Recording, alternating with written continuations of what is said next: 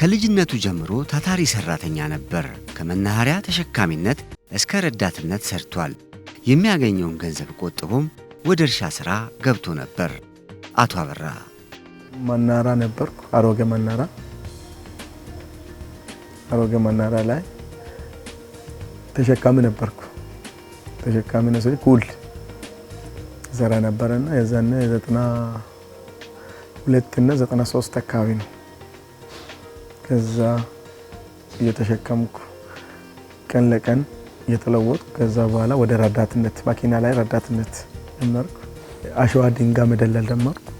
ከዛ አልፌ እንደገና ላይ እንደዛ እየሰራው ምንድነው መሆን ያለብኝ አሸዋ ድንጋይ ብቻ መስራት የለብኝም አልኩና ወደ ማሽን ቤት ከዛ ቀጥታ ወደ እዚህ ስራ ገባው። ከከተማ መስፋፋት ጋር ተያይዞ በአካባቢው ያለውን የእንጨትና ብረታ ብረት ፍላጎት መሰረት በማድረግም በአነስተኛ ካፒታል ወደ ዘርፉ ገባ። 2003 ላይ ጀምሬ በቃ እየተስፋፋው ነኝ የመጣሁት። ያው ትንሽ ሰራተኞች ነበሩኝና ከዛ በየቀኑ እየጨመረ በየአመቱ በየሰዓታት በየወራት እየጨመረን መጣ። እነዛ የምታዩ ድርጅቶች አጠቃላይ ከዛ ወደ የመጡት ናቸው።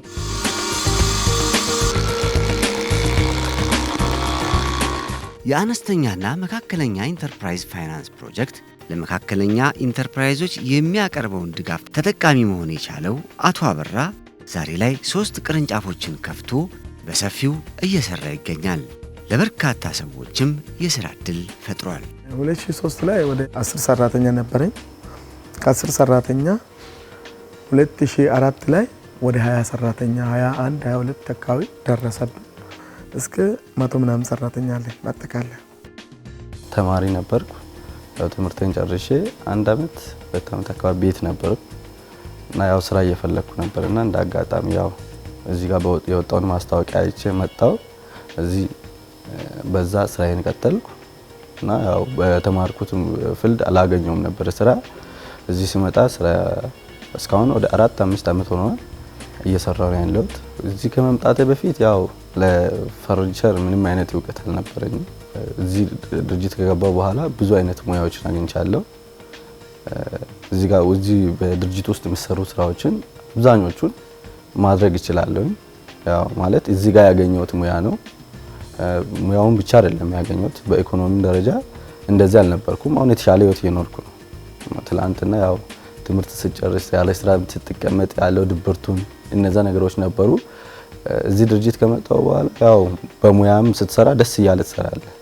አንድ ስራ ስትሰራ በዚህ የተከፈለልህ የምታገኘው አንዳንድ ቦታ ሙያዎችን ከፍለ ነው የምታገኘው፣ ከፍለ ነው የምትማረውና እዚህ ጋር እየተከፈለልኝ ተምሬ ብዙ አይነት ሙያዎችን አግኝቻለሁ።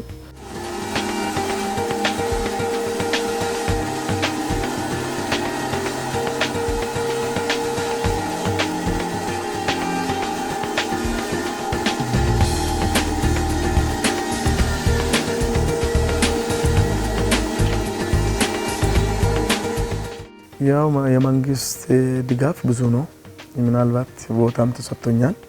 በግል ተደራጀው እነሱም ያው አቋሜን ማታዩ አይቶ በቃ በጣም ነው ደስ ያላቸው። በቃ ለዚህ ሰው ድጋፍ ያስፈልጋል ተብሎ አዩና ተጨማሪ ያው የራሴ ባይሆንም ኢንቨስትመንት ጠይቀኛለሁ የራሴን ቦታ ለመስራት። ያው አሁንም ቅድም እንዳያችሁ ጉድለት አለ። ምናልባት የቦታ ጥበትም አለኝ። ስለዚህ የሰፋ ያለ ቦታ እስከሚሰጥ ድረስ የኛውን እስቲ ያስተብሎ ነው ተሰጠ።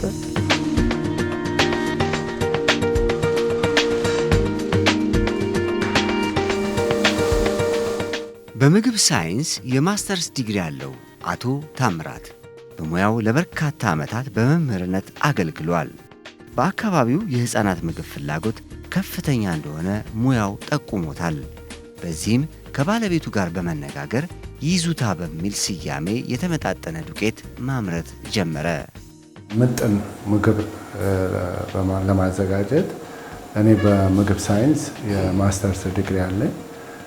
ያንን መሰረት በማድረግ በአካባቢ በምስራቅ ሪጅን ውስጥ ያለውን የተመጣጠነ ምግብ እጥረት ከግምት ውስጥ በማስገባት ይህንን ወደ ቢዝነስ ቀይረን ከነበረኝ የስራ ልምድ ቀደም ብሎም ወደ 17 ዓመት ያህል የስራ ልምድ ነበረኝ።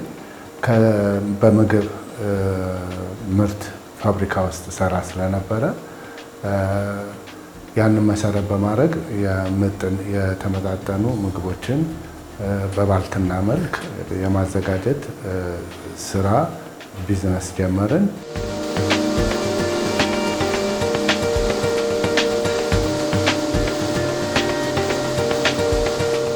ይህን ፕሮጀክት የጀመርነው 2005 ላይ ነው። 2005 ላይ ስንጀምር የተመጣጠነ ዱቄት በማምረት ልክ የህፃናት ያደግንበትን ምጥን በልዩ መልኩ በካርቶን የምግብ ይዞታውን በሚያሳይ መልኩ ዱቄት ስናምርት ነበረ። ያ ነው መነሻችን። ያንን መነሻ በማድረግ ደንበኞቻችን ወይም ተጠቃሚዎቻችን ይሄ ምርታችሁ የበሰለ ቢሆን የበለጠ ለተጠቃሚውም ለእናንተም የውጭን ምርት ስለሚተካ ለህብረተሰቡም ጠቀሜታ አለው ከሚል አኳያ ተነስተን ነው በልማት ባንክ በኩል እነዚህ ማሽኖች ተገዝተውልን ወደዚህ ስራ ልንገባ የቻልነው።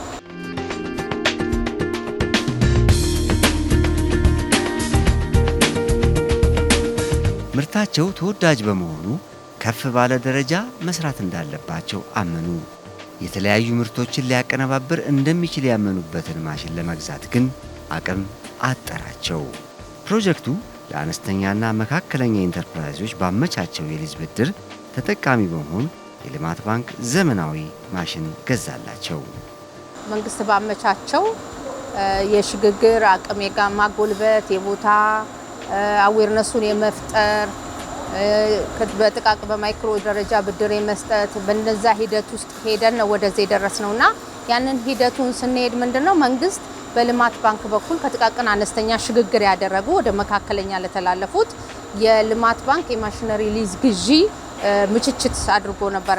ያንን ምችችት ተጠቃሚ በመሆን መንግስቴው በሰራው ሼድ ላይ ልማት ባንክም የግድ የተገዛው ማሽን ማምረቻ በቂ ቦታ አለ ወይ የሚለውን ነገር አይቶ የመብራት የውሃ ማሽኖቹ በቂ የሆነ ስፔስ አላቸው ወይ በሚለው ሂደት አይቶ ወደዚህ ማሽነሪ ሊዝ ግዢ ገዝተን ቴስት አድርገን ዛሬ እንደምታዩት የምርት ሂደት ውስጥ ገብተናል።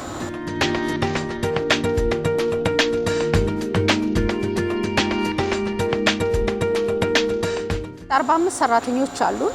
ወንዶች ሴቶች አሉን። ለብስኩት ቤት እዚህ በቆሎ የስንዴውን የሚያመርት እስከነ ቢሮ ሰራተኛ ጊዜያዊንም ቋሚውንም አጠቃሎ ማለት ነው። ግን በሙሉ አቅሙ ማምረት ቢችል አትሊስት የዚህን 3 እጥፍ ሰራተኞች መቅጠር እንችል ነበር።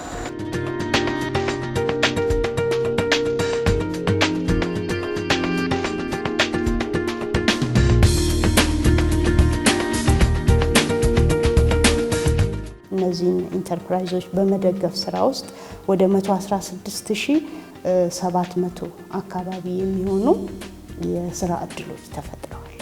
እነዚህ የስራ እድሎች በእነዚህ በ7525 ኢንተርፕራይዞች የተፈጠሩ የስራ እድል ናቸው። ፕሮጀክቱ በመላ ሀገሪቱ ለሚገኙ አነስተኛና መካከለኛ ኢንተርፕራይዞች የሊዝ ፋይናንስና የስልጠና ድጋፍ ያደርጋል። በዚህም በርካታ ኢንተርፕራይዞች ምርታማነታቸው ጨምሯል። በዘርፉ ከፍተኛ የሥራ ዕድል እንዲፈጠር አግዟል። ተኪ ምርቶችን በማምረትና ወደ ውጭ ሀገራት በመላክ በሀገሪቱ ኢኮኖሚ ላይ መልካም አሻራውን እያኖረ ይገኛል።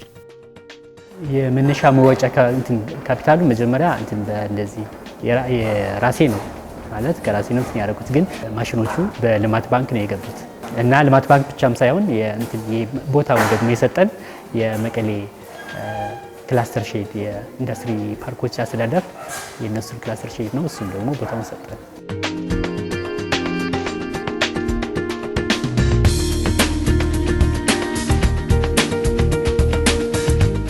ስንጀምር የነበረው በ6 ሰራተኞች እና በትንሽ ካፒታል በትንሽ አቅም ነበረ የጀመርነው። ያኔ የማምረት አቅማችን በቀን ወደ 150 ደርዘን ነበረ በቀን የምናመርተው ያኔ ማለት ነው። ከዛ እየተሻሻለ መጥተው ከጦርነቱ በፊት የነበረውን ጊዜ ወደ 320 በቀን እስከ 480 በቀን እናመርት ነበረ።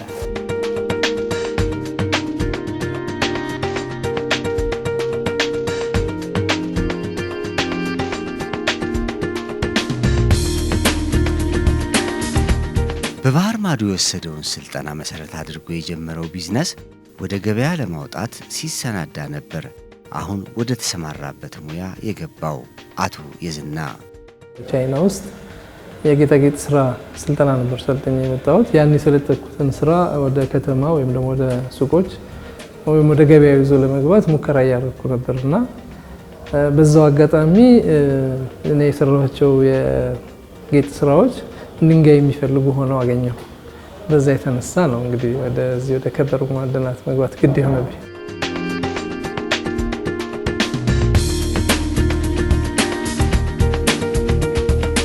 ታስታውሱ ከሆነ ለእረኝነት ሰው ይወጣል፣ ወደ ወንዝ ይሄዳል። እዛ ቦታ ላይ ሁሉ አሉ። በሄዱበት ቦታ ላይ እርሻ ሲያርስ መሬት ሲገለብጥ ያገኘዋል እና እነዛ ድንጋዮች ውስጣቸው ነው እንግዲህ ድንጋዩ ያለው ፊት ለፊት ሲሆን አይታይም፣ እንቅፋት ነው። ስለዚህ ድንጋዮቹን እየቆረጥን ግን ውስጣቸውን በምናይበት ጊዜ ማመን ከምንችለው በላይ እነዚህ ከለሮችን የምናያቸው በቃ ውበት ብቻ ሳይሆን ውበቱ ጭራሽ የማይደገም ሆኖ በጣም ውብ ሆኖ አገኘሁት። ከዛ በኋላ በቃ የሚመረጥ ድንጋይ የለም። ሁሉንም ድንጋዮች ወደዚህ ወደ ስራ ነው ያስገባኋቸው። እስካሁን ድረስ በእርግጠኝነት አንድ ተብሎ ተቆጥሮ ወደ 60 ድንጋዮች አሁን እኔ ቤት ውስጥ አሉ። እነዚህ 60 ድንጋዮች ተቆጥረው በስም ተሰጥቷቸው ራሳቸው ከለራቸውን ጠብቀው አይነታቸውን ጠብቀው የሚቀመጡ ይህን ያህል ድንጋዮች አሉ ማለት ነው።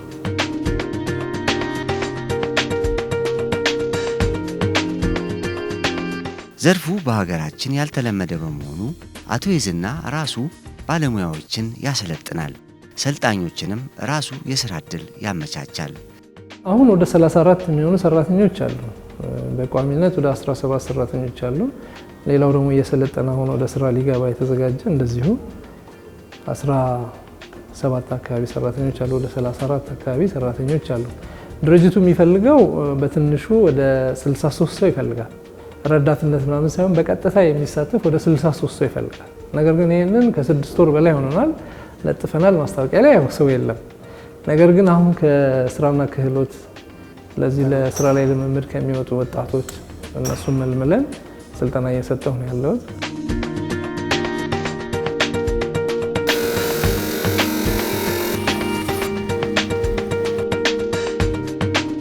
ስራውን ሲጀምር ከአዲስ ብድርና ቁጠባ መነሻ የሚሆነውን ብድር በመውሰድ ነበር።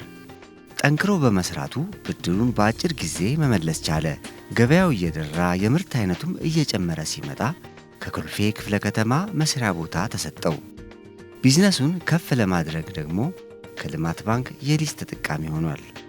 የተወሰኑ ነው ነገሮች ይዤ የቀረብኩት። ከመንግስት ከአዲስ ብድርና ቁጠባ ብር ተበድሬ ነው መጀመሪያ ሲጀምር፣ ረጅም ጊዜ ነው ያን የተበደርኩት። ትንሽ ነበር ያኔ ግን ብዙ ነው ብሩ፣ 30 ሺህ ብር ነበር የተበደርኩት። ወዲያው ነው የመለስኩት። ከእንደገና ደግሞ አሁን በቅርቡ ከውጭ እንትን ጋር በመተባበር ለመካከለኛና ማኑፋክቸሪንግ ላይ ላሉ ሰዎች ድጋፍ በሚል ወደ 300 ሺህ ብር ደግሞ ብድር ነበረ ያለ ዋስትና የሚበደር። እሱንም ተጠቃሚ ሆኜ ያው ብድሩን መልሻለሁ። ምናልባት ግን አሁን ለማስፋፋት ወደ ከፍተኛ ኢንዱስትሪ መሻገር ነው ፈልገው። እነሱ ነገሮች በመጡ ጊዜ እንግዲህ እኔም ከማውቃቸው ከቅርብ ሰዎቼ ከመንግስትም አድርገን ትልቁን ኢንዱስትሪ ጋር ስንገባ እንግዲህ መንግስት ይደግፈኛል ብዬ አስባለሁ።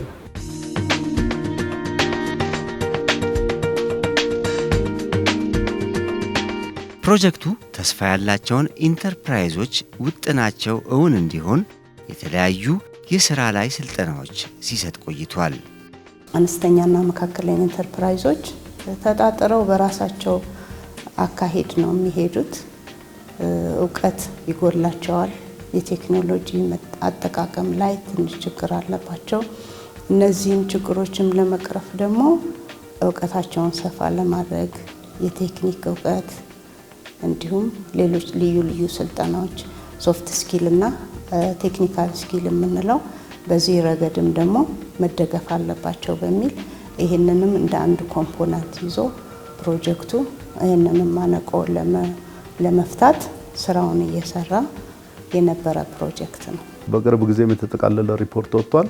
ከ98 በመቶ በላይ በሊዝ ፋይናንስ ብድር የወሰዱትን ሰርተው መልሰው ስኬታማ አፈጻጸም የታየበት ነውና በጥቅሉ በሁለት መልክ ነው። የስራ ማስኬጃ ችግራቸውንም በመፍታት የማምረቻ መሳሪያ አቅርቦት ችግርንም በመፍታት በኩል በዚህ በሁለቱ ነው። ሶስተኛው የንግድ ስራ አመራር ድጋፍ የቢዝነስ ዴቨሎፕመንት ሰርቪስ የሚባል አለ። ልዩ ልዩ ስልጠናዎች አሉ። እነዚህንም አብሮ ገንዘቡን ማሽነሪውን መስጠት ብቻ ውጤታማ ስለማያረጋቸው እንዴት ያቅዳሉ፣ እንዴት ሂሳባቸውን ይዛሉ፣ እንዴት ይነግዳሉ፣ ደንበኛ ጋር ግንኙነታቸውን እንዴት ያሻሽላሉ የሚለውን የቢዝነስ ዴቨሎፕመንት ሰርቪስ ወይም የንግድ ልማት አገልግሎት እንደዚሁም ስልጠናም ድጋፍም ሲሰጥ ነበርና ማዕቀፉ ሰፋ ያለ ነው። ውጤታማ መሆናቸው እኛ የምንገመግምበት መስፈርቶች አሉ። አንዱ የብድር ክፍያቸው ነው። የብድር ክፍያቸው ኦልሞስት የሊዝ ፋይናንሲንግ የተበላሸ ብድር በጣም ዝቅተኛ የሚባል ማለት ነው። እዚህ ወርልድ ስታንዳርድ በሚባል ደረጃ ነው ያለው። ይሄ ማለት ፕሮጀክቱ በአግባቡ ኢምፕሊመንት ሆኗል፣ በአግባቡ እየሰሩ ነው፣ ዕዳቸውም እየከፈሉ ነው ማለት ነው። እሱ ብቻ አይደለም፣ ታክስ እንደሚከፍሉም ቼክ እናደርጋለን። የኢንተርፕራይዞች የእርስ በርስ ትውውቅ መድረክ በመፍጠር አንዱ ከሌላው ትምህርት እንዲያገኝና የገበያ ትስስር እንዲፈጠር ሲሰራ ቆይቷል። አቶ አርአያ በሐዋሳና አዳማ ያገኘው የእርስ በርስ ተሞክሮና ስልጠና ስራውን በአዲስ መልክ እንዲከውን በር ከፍቶለታል። ብዙ ስልጠና ወስጃለሁ። የኢኮኖሚ ስልጠና ወስጃለሁ። የስዕል የአርት ስልጠና ወስጃለሁ። እንትኑ የሚባለው የቴክኒክ በፌደራል ደግሞ በቅርቡ ቀን በፕላኔት አንድ ከሁለት ወር በኋላ በፕላኔት ከፌደራል ኢንተርፕራይዝ የመጡ 10 ቀን ሰጥኛለሁ። አሁን ደግሞ በቅርቡ አዳማ የነበረ ስልጠና በደንብ በቃ አዲስ ምርት ቴክኖሎጂ በደንብ ሰጥኝ። በደንብ እንዲህ ከቀጠለ ኢትዮጵያ ኢንተርፕራይዝ በጣም ለኛ ጠቃሚና ጠቃሚ የሆኑ ሀሳቦች ግንዛቤ ፈጠረብናል። አሁን ለአዲስ ምርት ለአዲስ ቴክኖሎጂ ተነሳሽነት ፈጥሮልኛል። በአንድ ማሽን የእንጨት ሥራ በመስራት ብቻ ተወስኖ የነበረው የአቶ አርአያ ኢንተርፕራይዝ ዛሬ ላይ ዘመናዊ ማሽኖችን ታጥቋል። ከእንጨት ሥራ ባሻገር ወደ ብረታ ብረት ሥራ በመግባትም በርካታ ውሎች ይዞ እየሰራ ይገኛል። ልሙጥ ላሜራ ይመጣልና ከዛ ወደ ኤፍዜድ ፕሮፋይል የአሉሚኒየም ስታይል ቀይረን እንሰራዋለን። ከዛ ደግሞ የተለያዩ የአሉሚኒየም ስራዎች፣ የተለያዩ የኬንች ስራዎች፣ የእርሻ መሳሪያዎች፣ ፓነሎች፣ የኮንስትራክሽን ፓነሎች እንሰራለን። ብሎኬት ማሽኖች እናፈራለን።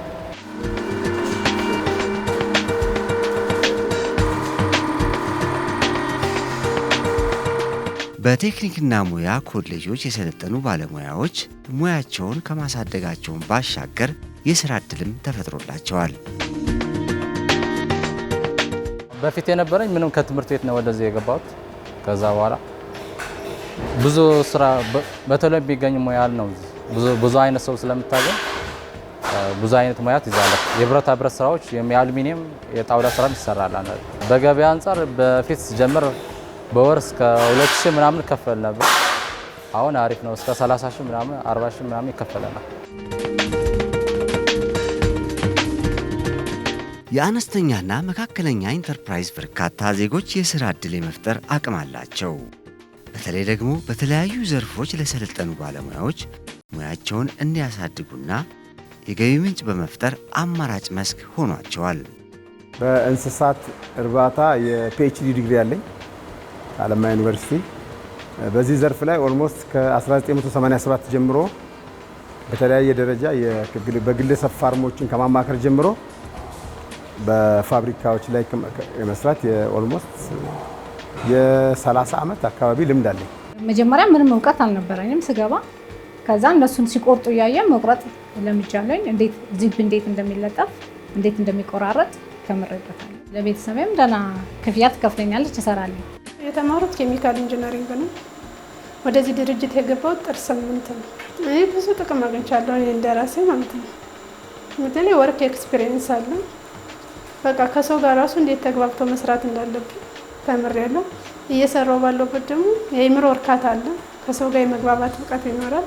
ከዚያ ደግሞ ያላገኘሁትን በቲዎሪ የተማሩትን በተግባር እያየሁ ስለሆነ እኔ ደስተኛ ነኝ። ለራሴ እኔ ጥቅም ነው። በተለይ ብዙዎቹ የቴክስታይልና የሌዘር ስራዎች ብዙ ጊዜ ሴቶች ነው የሚቀጥሩት እና ብዙ ሴቶችን ለመቅጠር ሙከራ ተደርጓል። በቢዲኤሱም በኩል እንደዚሁ ከ3500 አካባቢ የሚሆኑ ሴቶችና ወንዶችን በሃርድ ስኪል፣ ቴክኒካል ስኪል፣ በሶፍት ስኪል፣ በኢኮሜርስ፣ በማርኬቲንግ በተለያዩ ድጋፎች ለማድረግ ተሞክሯል።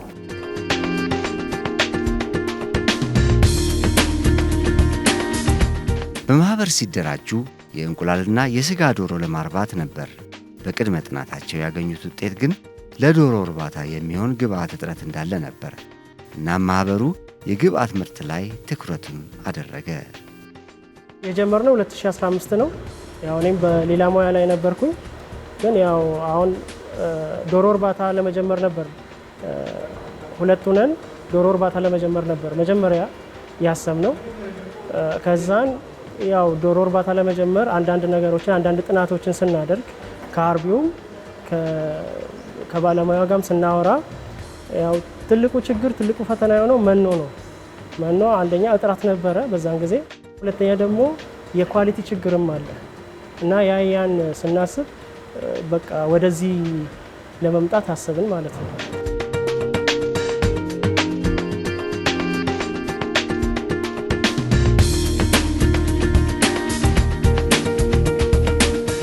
ማሽኑ ዋጋው ትንሽ ወደድ ይላል እና የነበረን ካፒታል ካዋጣን በኋላ 15%ቱን ለአዲስ ካፒታል በማስገባት ቀሪውን 85% ያው እነሱ ሸፍነውልን ነው ይሄንን ማሽን የገዙልን። ለእንቁላል ጣይ ዶሮዎች መኖ በማምረት የተጀመረው ኢንተርፕራይዝ አሁን ከ20 በላይ የእንስሳት መኖ ያመርታል። ከመደበኛ ምርት ባሻገርም ትዕዛዝ ተቀብሎ አዳዲስ ምርቶችንም ያዘጋጃል።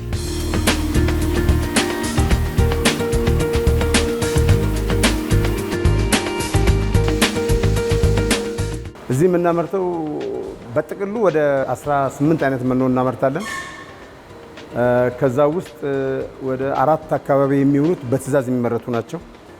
ቀሪዎቹ 14ቱ ግን ሁሉ ጊዜ እየተመረቱ ስቶክ ላይ የሚሆኑ ማለት ነው። ለምሳሌ የአሳ መኖ፣ የፍየልና በግ መኖ፣ የጋማ ከብት ማለት ኢኳይንስ ፈረስ፣ በቅሎ፣ የጥንቸል መኖ እናመርታለን። የላቦራቶሪ እንስሳት መኖ እናመርታለን። እነኚህ በትዕዛዝ የሚመረቱ ናቸው። ለምሳሌ የአይጥ መኖ እናመርት እንችላለን በትዕዛዝ ማለት ነው። ሌሎቹ መኖዎች ግን መደበኛ በእንስሳት እርባታ ውስጥ ሬጉላርሊ የሚገኙ እንስሳቶች ስለሆኑ ለነሱ ደግሞ በየጊዜው አመርተን ስቶክ ላይ ይኖራል ማለት ነው።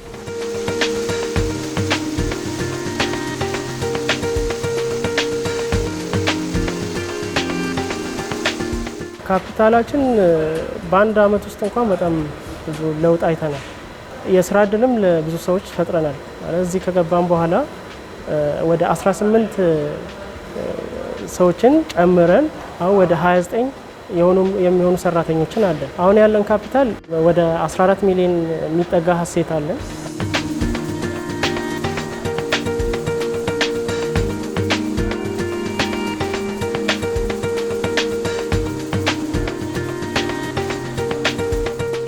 ከፕሮጀክቱ ጋር በጋራ የሰሩ ኢንተርፕራይዞች ካፒታላቸውን አሳድገው ለበርካታ ዜጎች የሥራ ዕድል በመፍጠር ወደ ከፍተኛ ኢንተርፕራይዝነት እየተሸጋገሩ ነው። በተለይም የማኒፋክቸሪንግ ዘርፉን በማብቃት ፕሮጀክቱ በሀገር ሁለንተናዊ እድገት ላይ ጉልህ ሚና እየተጫወተ ይገኛል።